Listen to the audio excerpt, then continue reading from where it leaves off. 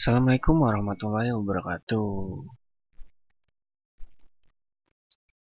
Oke teman-teman, perkenalkan nama saya Ridho Zakaria. Kali ini saya akan menjelaskan tentang pelajaran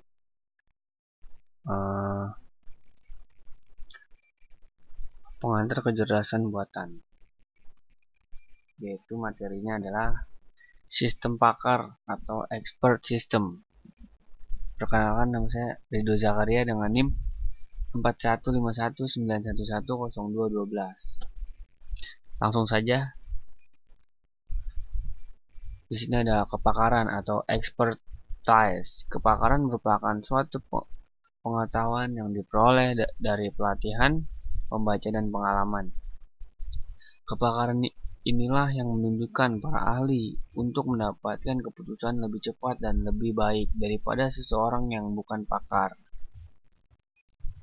Selanjutnya, pakar atau expert. Pakar adalah seseorang yang mempunyai pengetahuan, pengalaman, dan metode khusus, serta mampu menerapkannya untuk memecahkan masalah atau memberi nasihat yang lebih cepat, lebih baik, dan lebih bijak dari kebanyakan orang. Selanjutnya, sistem pakar atau expert system adalah salah satu cabang dari AI yang paling banyak dibuat aplikasi selain game. Sistem pakar mencoba membuat komputer berpikir dan menyelesaikan masalah layaknya seorang pakar atau expert.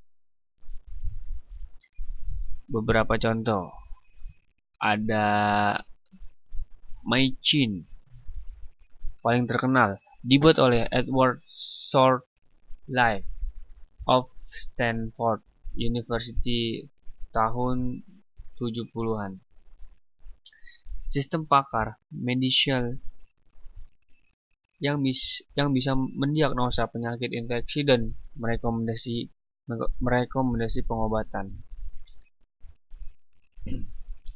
Machine membantu dokter mengidentifikasi pasien yang menderita penyakit dengan memasukkan data pasien, umur, riwayat kesehatan, hasil laboratorium, dan informasi terkait lainnya. Dengan informasi ini ditambah pengetahuan yang sudah ada dalam komputer, Machine mendiagnosa, selanjutnya merekomendasi obat dan dosis yang harus dimakan. Selanjutnya, Dendral mengidentifikasi struktur molekuler kompuran kimia yang tak dikenal. Selanjutnya ada XCON, merupakan sistem pakar untuk membantu konfigurasi sistem komputer besar. Selanjutnya ada Excel, dirancang untuk membantu karyawan bagian penjualan dalam memilih komponen sistem VX. Karena banyaknya pilihan, karyawan tersebut sering menghadapi kesulitan dalam memilih suatu komponen yang paling tepat. Selanjutnya ada Prospector, sistem pakar yang membantu ahli geologi dalam mencari dan menemukan deposit. Yang kedua, data yang diinput, ciri-ciri geologi dicatat, sampel tanah, dan batu-batuan.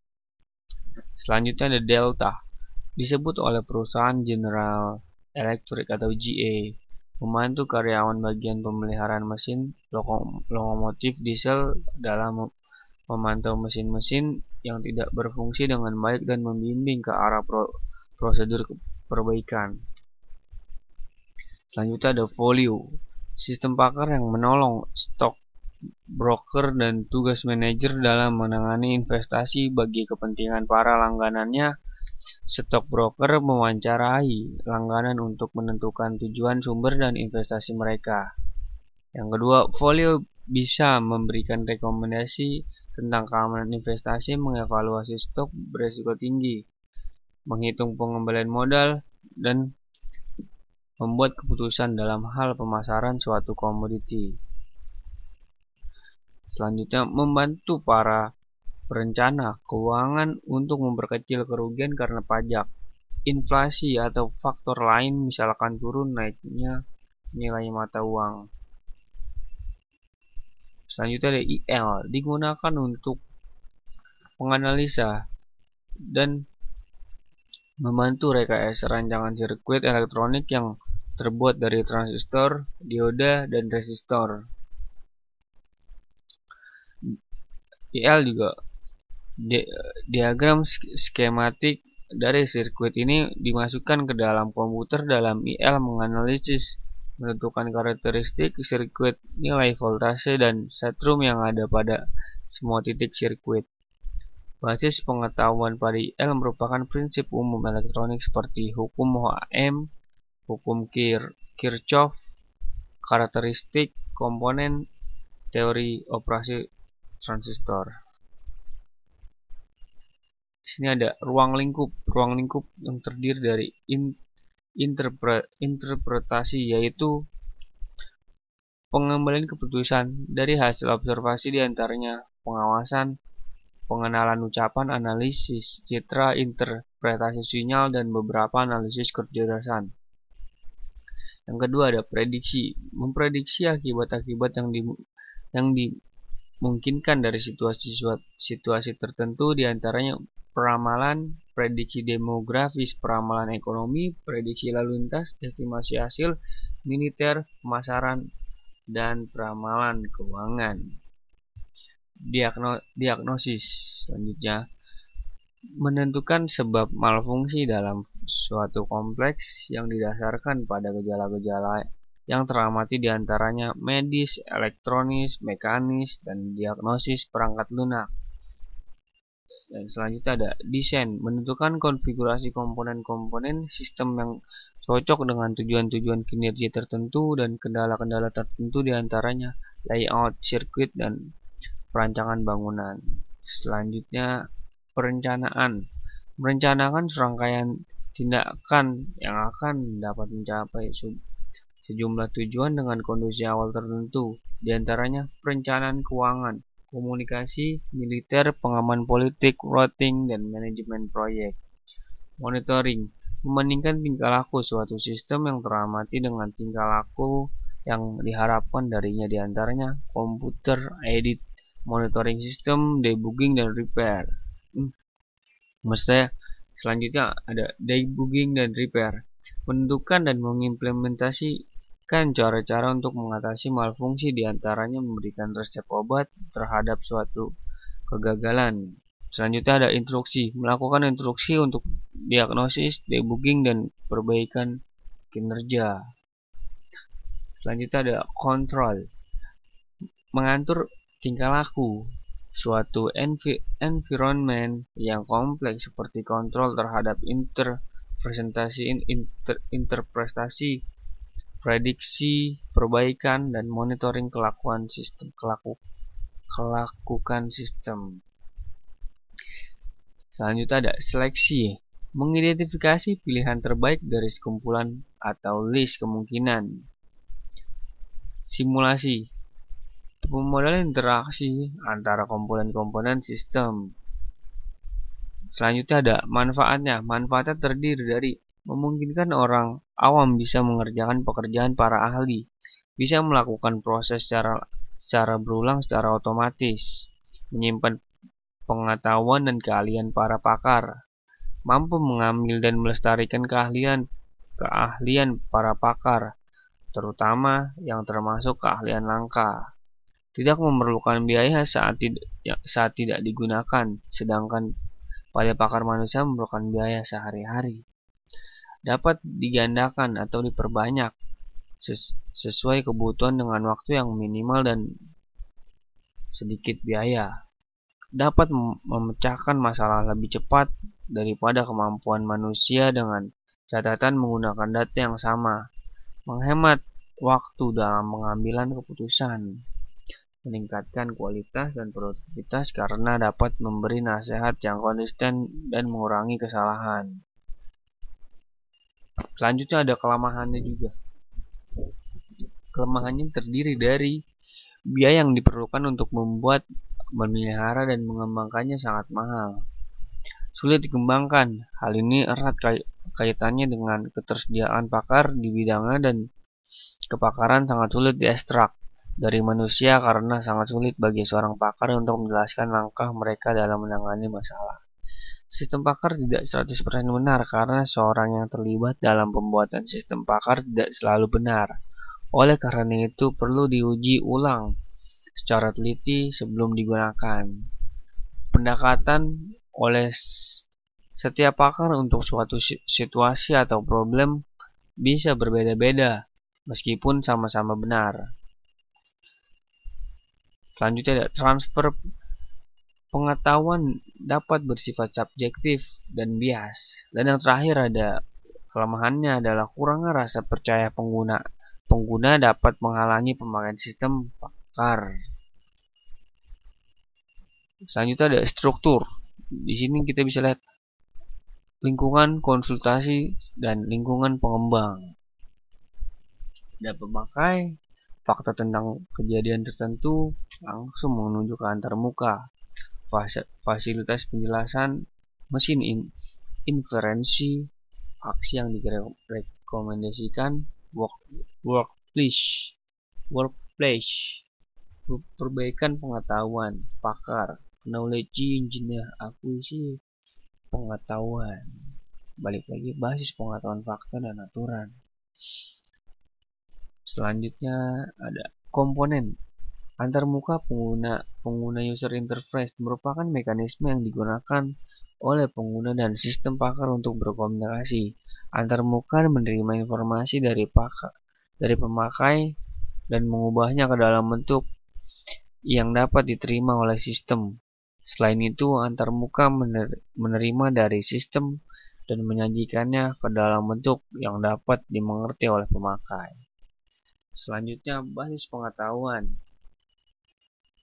Basis pengetahuan mengandung pengetahuan untuk pemahaman, formulasi, dan penyelesaian masalah. Komponen sistem pakar ini disusun atas dua elemen dasar, yaitu fakta, informasi tentang objek dalam area permasalahan tertentu. Yang kedua, aturan, informasi tentang cara bagaimana memperoleh fakta baru dari fakta yang telah diketahui. Selanjutnya ada mesin atau motor, inferensi atau inference engine. Komponen ini mengandung mekanisme pola pikir dan penalaran yang digunakan oleh pakar dalam menyelesaikan suatu masalah. Mesin inferensi adalah program komputer yang diberikan metodologi untuk penalaran tentang informasi yang ada dalam basis pengetahuan dan dalam workplace dan untuk berformulasi kesimpulan. Selanjutnya ada basis pengetahuan atau knowledge base. Basis pengetahuan berisi pengetahuan dalam penyelesaian masalah. Ada dua bentuk pendekatan basis pengetahuan, yaitu penalaran berbasis aturan rule based reasoning, dan yang kedua penalaran berbasis kasus atau case based reasoning. Selanjutnya, penalaran berbasis aturan atau rule based reasoning. Pada penalaran berbasis aturan, pengetahuan direpresentasikan dengan menggunakan aturan berbentuk if-then. Bentuk ini digunakan apabila kita memiliki sejumlah pengetahuan pakar pada suatu permasalahan tertentu, dan si pakar dapat menjelaskan masalah tersebut secara berurutan. Di samping itu, bentuk ini juga digunakan apabila dibutuhkan penjelasan tentang jejak langkah-langkah pencapaian solusi. Contoh, aturan identifikasi hewan, rule 1, if atau jika hewan berambut dan menyusui dan hewan mamalia. Rule 2, if hewan mempunyai sayap dan bertelur, dan hewan jenis burung. Rule 3, if hewan mamalia dan memakan daging, dan hewan karnivora. dan seterusnya. Dan di sini juga ada penalaran berbasis kasus, case-based reasoning. Pada penalaran berbasis kasus, basis pengetahuan akan berisi solusi-solusi yang telah dicapai sebelumnya. Kemudian akan diturunkan suatu solusi untuk keadaan yang terjadi sekarang, fakta yang ada. Bentuk ini digunakan apabila user menginginkan untuk tahu lebih banyak lagi pada kasus-kasus yang hampir sama atau mirip. Selain itu, bentuk ini juga digunakan bila kita telah memiliki sejumlah situasi atau kasus tertentu dalam basis pengetahuan. Ada dua cara penalaran yang dapat dikerjakan dalam melakukan inferensi. Format chaining, pencocokan fakta atau pernyataan dimulai dari bagian sebelah kiri dulu atau if dulu. Dengan kata lain, penalaran dimulai dari fakta terlebih dahulu untuk menguji kebenaran hipotesis. Backward chaining, pencocokan fakta atau pernyataan dimulai dari bagian sebelah kanan atau dan dulu. Dengan kata lain, penalaran dimulai dari hipotesis terlebih dahulu. Dan untuk menguji kebenaran hipotesis tersebut harus dicari fakta-fakta yang ada dalam basis pengetahuan. Selanjutnya contoh EA, Intelligent Engineering. Contoh R1, if suku bunga turun dan harga obligasi naik. R2, if suku bunga naik dan harga obligasi turun. R3, if suku bunga tidak berubah dan harga obligasi tidak berubah juga. R4, if dolar naik dan suku bunga turun.